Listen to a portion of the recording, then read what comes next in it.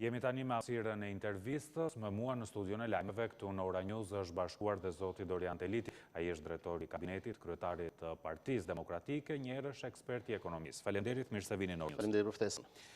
Partia Demokratike ditën e djeshme ka njoftuar pika që sipas saj duhet të merren parasysh në këtë projekt rindërtimi që qeveria e ka lajmëruar.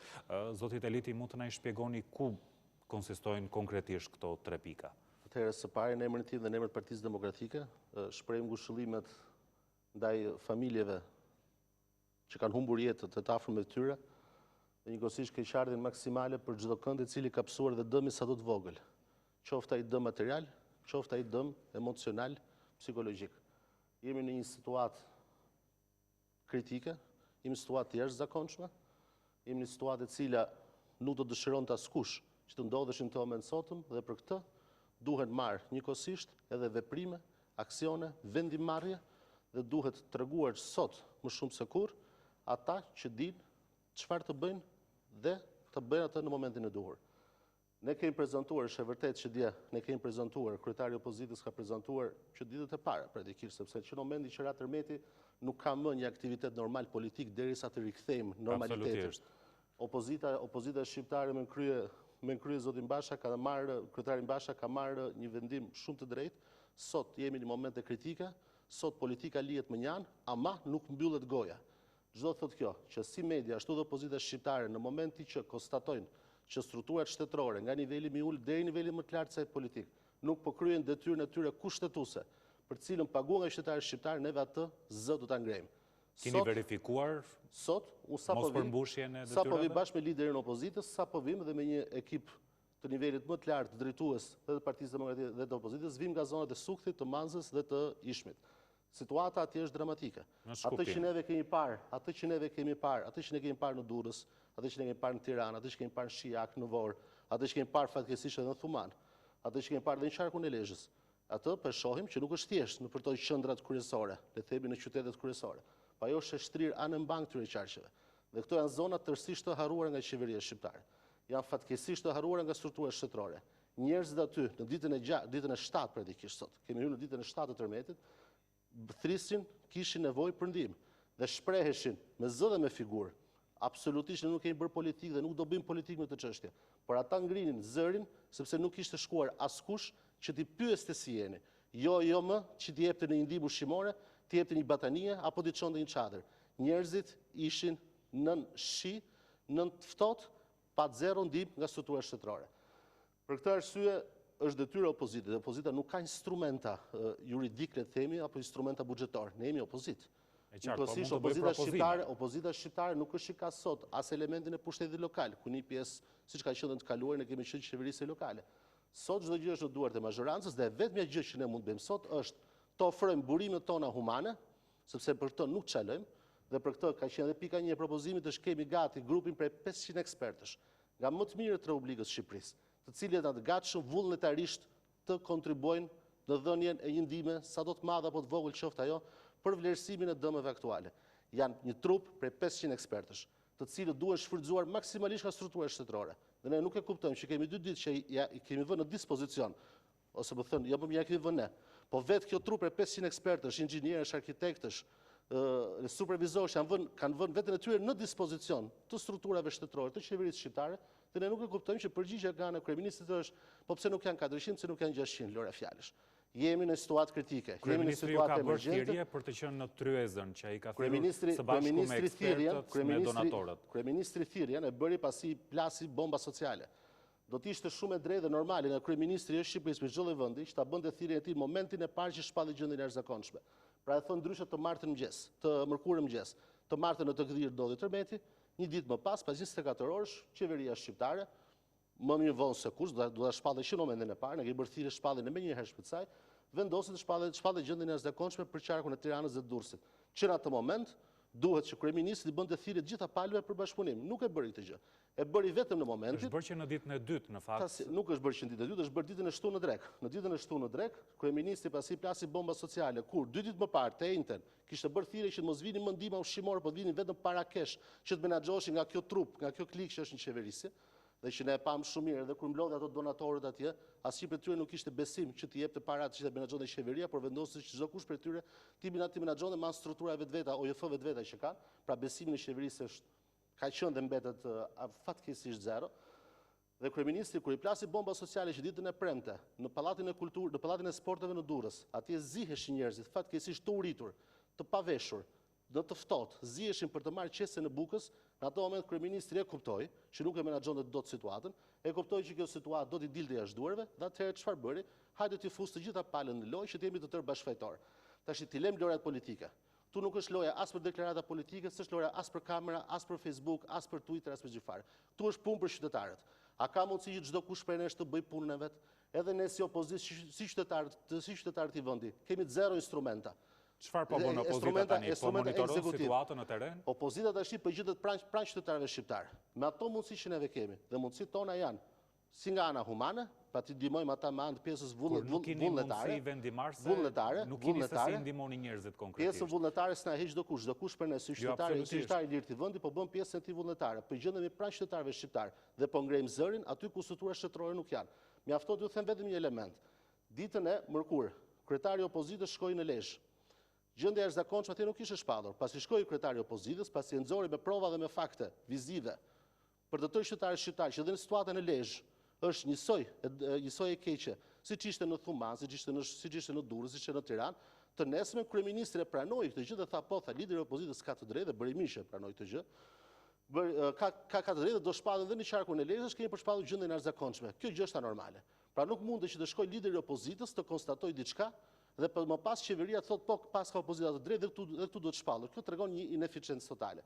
Ajo që neve kemi në dorë është, e thash edhe pak më parë, kemi aspektin e burimeve njerëzore.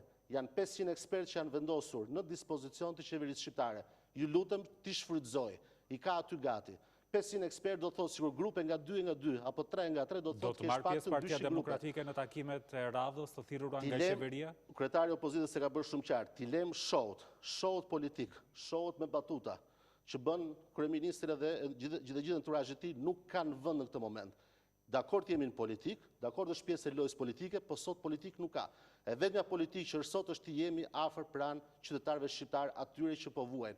Si nga ana atyre po që kanë numër familjar të tyre, atyre po që të cilët janë në shi, në ftohtë, që nuk kanë asnjë tenë, një presë mirë për tyre, po flenë për makina, kush e ka fatin të ketë një makinë, dhe të jemi atyre për të kaluar këtë moment krize. Jemi në një moment krize, du të kaluar kjo kriza momentale. Më pas kryeministri të kthehet lojrave politike, ne nuk kemi për të bërë lojra politike, jemi vetëm me qytetarë dhe pranë qytetarëve. Ka pasur disa ide konkrete, me qenë se ju jeni dhe eksperti ekonomisë, për rishikimin e buxhetit të këtij viti, të vitit 2020, keni propozuar anulimin e disa tenderave, gjë që nuk ka gjetur mbështetjen e qeverisë. Që të jemi të qartë, në çdo vend të ndodhte, automatikisht kalon në rishikim buxheti.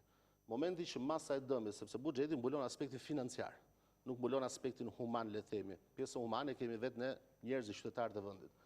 Për asaj përket aspektit financiar, momenti që dëmet janë më të mëdha se sa ç'është fondi rezervi i buxhetit të shtetit, pra ajo fondi që ti ke lënë. Fakti nuk e di mende sa ka qenë dhe sa është. Në bazë të pritshmërive, vlera është e konsiderueshme. Megjithatë, një lajm i mirë që vjen nga inspektorët e terrenit, pra nga grupet e inspektimit që janë ngritur në terren, dhe falenderojmë të gjithë partnerët tanë ndërkombëtar që kanë sjellë trupat e tyre të inspektimit për të ndihmuar dhe për të rritur besimin ndaj gjithë aktorëve të tregut, qofshin familjar, qofshin njerëz, qofshin dhe biznese që strukturat e tyre janë, le të themi një pjesë e mirë prej tyre, janë të shpëtuara pavarësisht dëmeve vizive, të cilat tmerrojnë çdo kënd.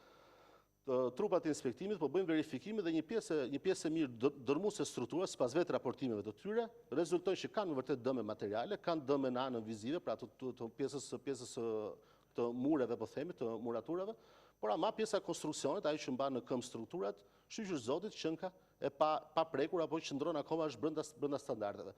Megjithatë, sipas vetë deklaratave të, le themi, të ekspertëve të fushës, dëmet do të jenë të konsiderueshme. Këto dëmet nuk do zgjidhen menjëherë. Të jemi të qartë dhe të jemi të prerë dhe të jemi të kuptueshëm për qytetarët shqiptar. Kjo situatë nuk është situatë që kalon as për një javë dhe as për një muaj. Kjo do marrë disa muaj, por ama veprimet që duhet të ndërmerren duhet të jenë ditore. Dhe veprimet emergjente duhet të jenë të paktën në këndvështrimin tonë. Vendimarrjet kryesore, vendimarrjet emergjente të ditëve të para duhet të jenë të paktën 3. Ajo që kemi propozuar, e para, të rritet numri i ekipeve në terren, sepse kjo do të bënte një vlerësim të situatës aktuale. Vlerësimi i situatës aktuale do bënte që ato struktura të cilat janë të banueshme, që janë të qëndrueshme, të ndërhyjet me një herë në kuadrin kohor të 1, 2 apo 3 muajve të bëhen përsëri të banueshme dhe Durrësi të popullohet përsëri, sepse sot kemi të bëjmë, po marrim rastin e Durrësit, kemi të bëjmë me një qytet të vdekur. Dhe nuk po flasim për qytetin e fundit të Shqipërisë, flasim për qytetin numër 2 të Republikës së Shqipërisë, pra shumë e rëndësishme si nga ana ekonomike, po ashtu dhe nga ana sociale. Dhe njëkohësisht të rivitalizohet dhe më pas hapa dhe më pas në periudhën afatmesme dhe afatgjatë të gjenden strategjitë dhe gjë të ndërmerren ato hapa të rëndësishme për ta rivitalizuar edhe pjesën e aspektit ekonomik, pra për ta rigjallëruar. Është një mundësi, do të thënë, është fatkeqësi kjo që ka ndodhur. Por sido që të jetë instrumentat me mend në kokë, me një partneritet si me aktorët vendas ashtu dhe me aktorët e huaj, duke marrë eksperiencat më të mira të vendeve që kanë vuajtur këtë që kemi po vuajmë neve sot. Se ne kemi pasur në thënë zafatit, mos kemi pasur tërmete të kësaj magnitude, po ja që ndodhi. Atëherë ne përveç faktit që neve dolëm lakurish në sy të gjithë qytetarëve shqiptar që ishin të paaft si shtet, si qeveri për të menaxhuar situatën, por megjithatë neve ta lejmë të pjesëmarrjen, mos bëjmë politik, të merrem me pjesën e rimëkëmbjes. Nevojitet menjëherë të bëhet vlerësimi i matjes së dëmeve dhe të konstatohet cilat janë banesat, ndërtimet, godinat, bizneset, cilat janë të rekuperueshme që të futen. Po bëhen në mënyrë periodike, ta sigurojë që do ishte bërë në ritëm shumë më të shpejtë, nëse do të angazhosh trupa prej 500 ekspertë që janë në dispozicion pa para, pa lek, thjesht me dëshirën dhe vullnetin e tyre. Çfarë janë këta? Dhe njëkohësisht pika 3 është dhënia e mesazheve të para, menjëherë që fokusi i gjithë parave që mbyllen nga taksa paguesit shqiptar do të shkojë në rimëkëmbjen e këtyre zonave.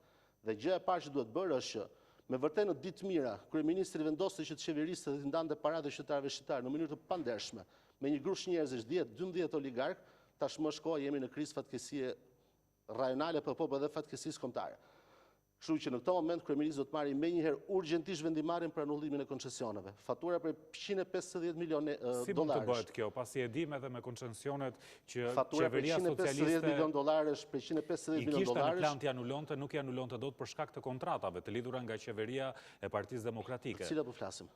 Për shumë koncencione për të cilat socialistët kur ishin në opozitë ishin thjesht deklarata politike të atyre, por mos kthehemi të kaluarën. Mos u humbasim kohën televizive me atë çka ka ndodhur para. Ka mundësi ligjore që ta anulojnë këto kontrata? Pyesni qeverinë Rama, pyesni kryeministrin Rama pse si kanë anulluar ato kontrata. Neve kemi prezantuar një skemë të qartë dhe thjesht do t'i anullojmë. Po ne i bëjmë thirrje qeverisë të anullojë vetë kjo sot.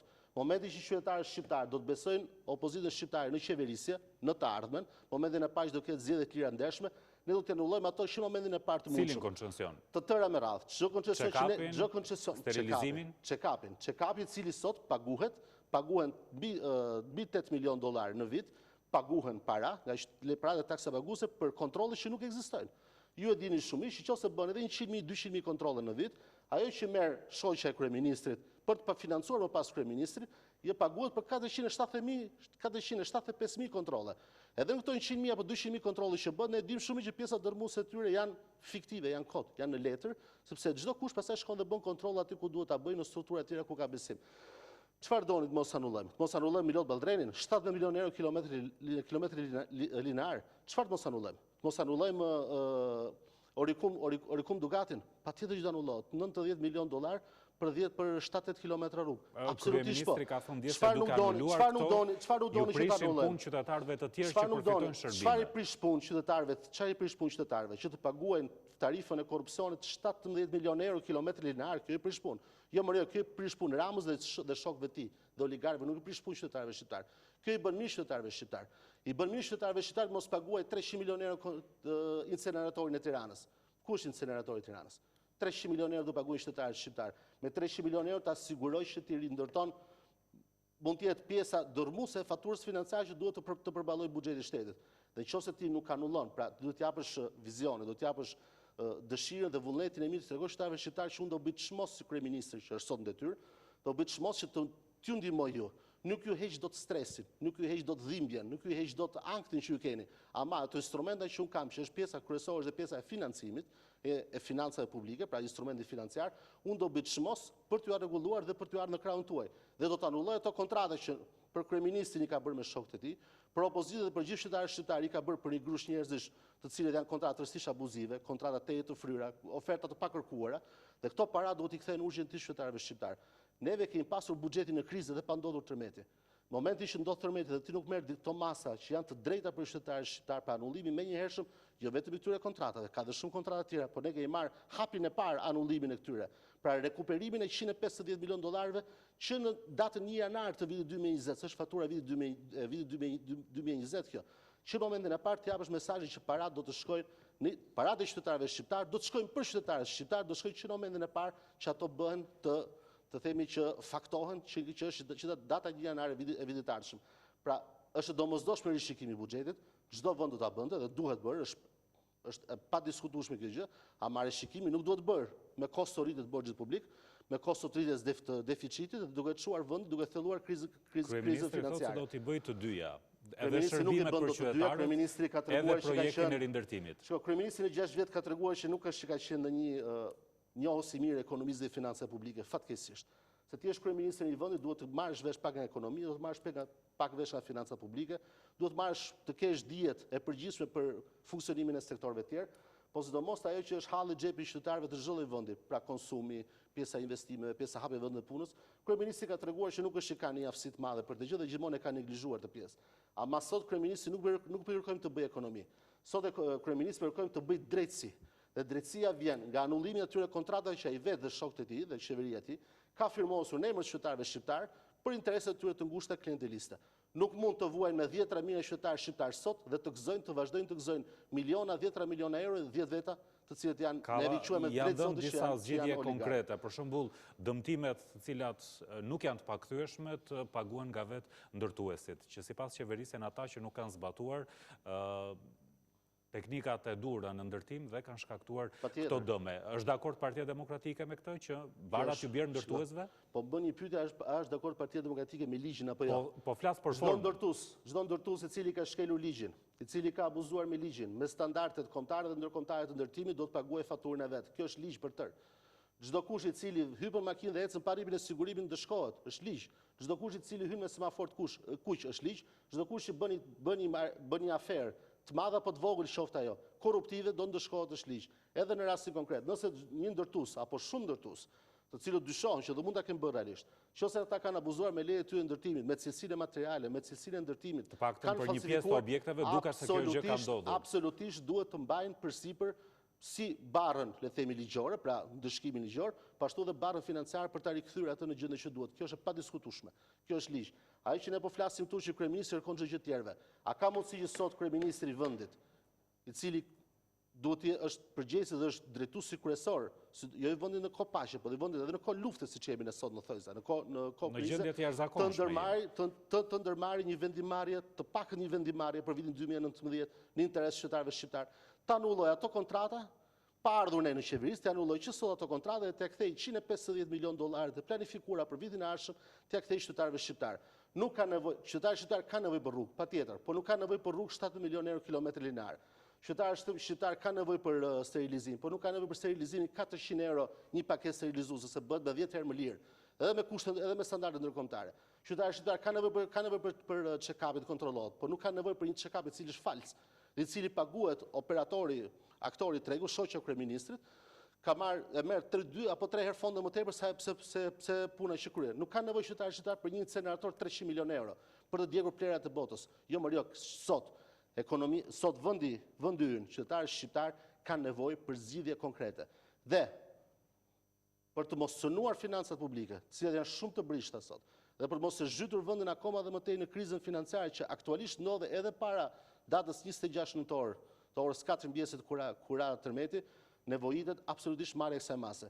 Opozita shqiptare dhe Partia Demokratike dhe kryetari i saj Lulzim Basha nuk do ndalen vetëm në këto 3 pika. Këto janë 3 pikat e momentit parë. Pra po të ofrojmë asistencë burimesh njerëzore, 500 ekspertë të fushës të cilët janë gati, kjo e cila do të bëj verifikimi dhe matin në terren të dëmeve konkrete dhe ndarjen në 2 grupime, le themi, ato që do të prishën fatkeqësisht apo ato që janë të rekuperueshme, në mënyrë që të bëhet më një herë investimi në to, pra të kthehen në gjendje normale, dhe njëkohësisht po japim dhe zgjidhjen e momentit fillestar të aspektit financiar. A do jenë mjaftueshme 150 milionë dollar? Absolutisht, paktën nga ajo që ka ditë nuk do të jetë mjaftueshme, do duhet që qeveria aktuale të rishikojë buxhetin 2020 duke anulluar kontratat koncesionare tërësisht abuzive në këndvështrimin tonë dhe të gjithë qytetarëve shqiptar, pyetini çfarë thotë. Sot jemi pa tenda, thonë. Sot jemi pa ushqime. Sot jemi pa veshje. Sot jemi në të ftohtë, jemi në shi. Kurse juve qeveria vazhdon dhe paguan kontrata koncesionare abuzive në kurrizin e tyre. Një qeveri se duhet jetë si ligjore, ashtu është kërkuar që bashkitë të mos bëjnë shpenzime. Është kërkuar që bashkitë mos bëjnë shpenzime, kryeministri do të fillojë nga buxheti i tij, pra i qeverisë qendrore. Për vitin e ardhshëm kryeministri kishte parashikuar që harxhonte $20 milion për sa i përket blerje makinash, blerje pajisje zyrash dhe rikonstruksione zyrash. Unë shpresoj që ato të gjitha të anullohen, të shkojnë në zero, absolutisht, por njëkohësisht kryeministri ka harxhuar të vit të paktën $18 milion për këtë gjë. Pra, t'i lem propagandën. Dhe neve këtë gjë kemi bërë. Po të shikoni, edhe lideri i opozitës, Lulzim Basha ka bërë këtë gjë. I ka ndetur jashtë çdo lloj deklarate të karakterit politik. Nuk kemi marrë me qeverinë në karakterin politik, po kemi marrë me qeverinë dhe administratën e saj në pjesën e aplikimit, le të themi të zbatimit të detyrës saj. Momenti që neve ishim sot, dhe kemi qenë të tërë sot, neve vim, unë sa kam ardhur, ashtu bashkë me liderin e opozitës. Kemi ardhur nga tereni dhe shohim fshatra të tërë, ku në çdo 10 shtëpi, 9 të shkataruara janë të pabanueshme dhe nuk ka shkuar njeri në ditën e 7 të saj, kjo është alarmante. Njerëzit kanë nevojë për, le të themi, për mbijetesë, për instrumentat bazë të mbijetesës. Kurse kryeministri vazhdon show, thotë ju kanë futur në hotele me pesyje, po hani dhe po pini, mirë jeni aty ku jeni, thotë, jo më jo. Njerëzit sot duan qartësi dhe kanë nevojë që shteti, për cilën neve pak apo shumë kemi munduar që të kontribuojmë me atë kontributin ton, kush me një dije, kush me një taks, kush me një tatim, për ta mbajtur në këmbë shteti të bëjë detyrën e tij. Atë që neve dolëm lakurish para gjithë qytetarëve shqiptarë dhe gjithë botës, që neve dolëm lakurish në sytë e tyre që ishin të paaftë dhe të papërgatitur për menaxhimin e krizave të tilla, ku na u desh të vinin qend nga Kosova, kamerat termike nga Grishia, apo le të themi kamerat me tel nga vendet e tjera. Kjo tregon që neve kemi shumë punë për të bërë. E dinim të gjë, por ama në këtë moment duhen marrë disa vendimmarrje vetëm interes qytetarëve shqiptar. Ta lejmë politikën më janë, nuk janë to ditë për bërë politikë. Do vinë ditët e të bërit politik, do vinë ditët se do dalin kush janë fajtorët apo jo, do vinë ditët që do dalin, do kalojnë në sit, ashtu shpresojmë që edhe prokuroria që ka nisur punën sot, që të ndërmarrë hapat e nevojshme dhe mënyrën sa më të drejtë të mundshme, duke zbatuar vetëm parimet ligjore të këtij vendi që neve jetojmë, dhe të nxjerrë se kush nëse ka pasur faje ata të ndëshkohen, ama sot në këtë moment që ne jemi dhe ditët e ardhshme duhet jemi thjesht të tërë në terren për menaxhimin e krizës. Të shpresojmë se do të dëgjohet ky apel. Të lejmë shohut politik, menjëherë neve këto 3 instrumenta i kemi propozuar, ja kemi dhënë në dispozicion qeverisë. Qeveria ka vetë në dorën e saj ti marrë apo mos i marrë. E përsëris neve sot jemi pa pushtet si nivel qendror ashtu dhe nivel lokal. I gjithë pushtetin e deshet tepsin e vetëm, e deshet timojnë e vetëm, t'i japi makinës e dibjeri dajres, tani duhet mbajtur përgjegjësitë. Ama duhet mbajtur përgjegjësinë. Nuk qeveriset vetëm me ditë të mira, ashtu si çdo kush martohet dhe thotë do ndaj ditë e mia të mira dhe të shija me ty, sot kryeministri do të dali për zot i vendi, kur ne propozimet tona i kemi vënë. I kemi vënë edhe gjithë kapacitetet tona humane në dispozicion. Dhe do vazhdojmë ta bëjmë këtë dita ditës. Nëse do, aty janë. Bujrëm, timari, të ndihmoj qytetarët shqiptar të qartësoj situatën, sepse sot më shumë se kurrë njerëzit kanë nevojë për qartësim situatës dhe të rifitojnë, le themi, atë paqe brenda shpirtit të tyre dhe të rifitojnë paqen sociale, që ato zona të prekura të rivitalizohen dhe njëkohësisht i kthehemi normalitetit. E qartë, faleminderit që sot ishte në studio. Ne jemi gjithmonë në dispozicion të miliona shqiptarëve të cilët janë rezidentë në Republikën e Shqipërisë, të cilët duan dhe shpresojnë dhe i lutën Zotit për jetë më të mirë. Ne do bëjmë detyrën tonë, ashtu siç e kemi bërë, do vazhdojmë ta bëjmë. E qartë.